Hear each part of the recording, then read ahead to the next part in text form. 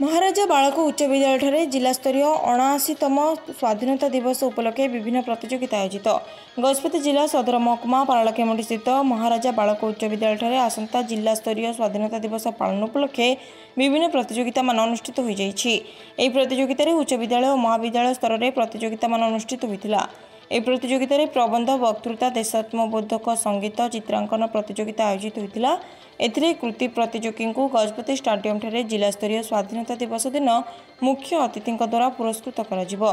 आजिर प्रतियोगितार विचारक मंडली भाव में अमेश लिमा, रमाकांत पट्टनायक, मनोज पट्टनायक, अद्मिनी कुमार पंडा, गायत्री दास, ईश्वरराव गुंफा, सुज्ञानी प्रभा पाणिग्राही, संतोष कुमार शतपथी, भवानी कुमार दास, मुरलीधर परिछा, सुनीता महाराणा, पूर्णचंद्र पालक, बबिता पुरोहित और विजयलक्ष्मी प्रमुख विचारक मंडली भाव उपस्थित थिले।